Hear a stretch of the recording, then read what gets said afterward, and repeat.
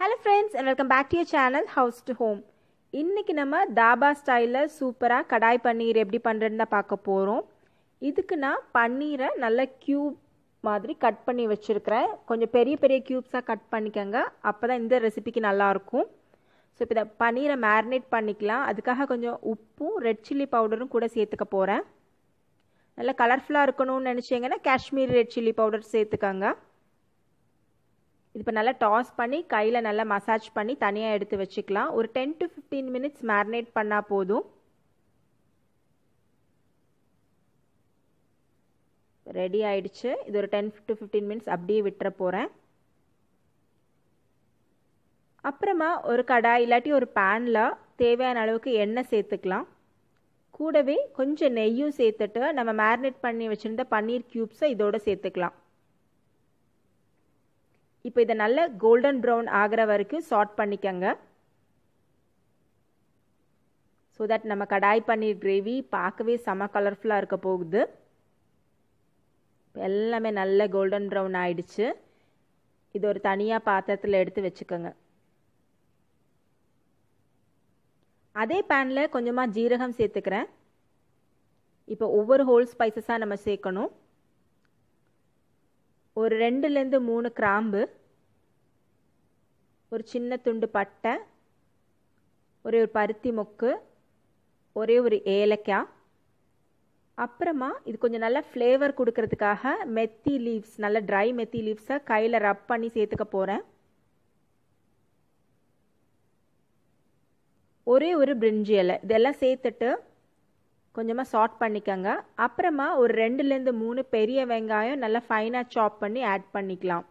வெங்காயம் கொஞ்சம் தாராளமாகவே சேர்த்துக்கோங்க. பிகாஸ் வெங்காயம் தான் இந்த ரெசிபிக்கு டேஸ்ட்டே. தேவையான அளவுக்கு உப்பும் சேர்த்துக்க போகிறேன்.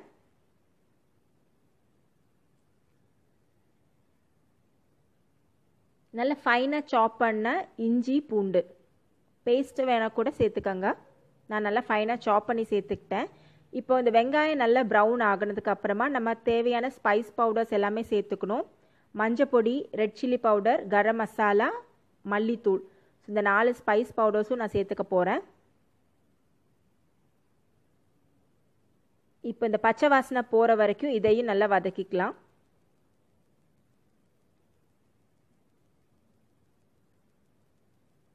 அப்புறமா கேப்சிகம் சேர்த்துக்கலாம். கேப்சிகம் ஒரு அரை வேக்காடாக வெந்தால் தான் இந்த ரெசிபிக்கு நல்ல டேஸ்ட்டாக இருக்கும். ஸோ கொஞ்சம் பெருசாகவே கேப்சிகம்மை கட் பண்ணி சேர்த்துக்கங்க.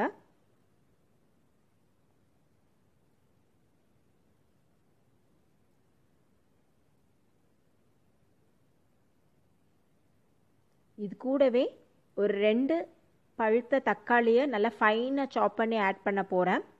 நீங்கள் விருப்பப்பட்டால் தக்காளியை நல்லா மிக்சியில் போட்டு அரைச்சும் சேர்த்துக்கோங்க. அதுவும் நல்லா தான் இருக்கும். தக்காளி சாஃப்ட் ஆனதுக்கு அப்புறமா தண்ணி சேர்த்து நம்ம ஒரு கிரேவி கன்சிஸ்டன்சிக்கு இதை அட்ஜஸ்ட் பண்ணிக்கலாம்.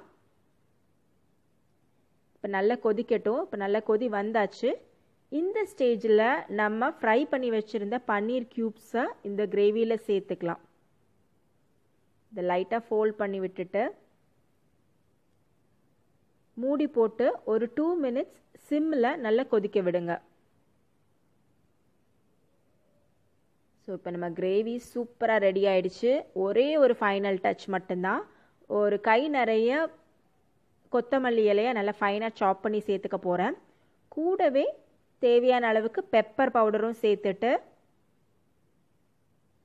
நல்லா மிக்ஸ் பண்ணி விட்டுடலாம்.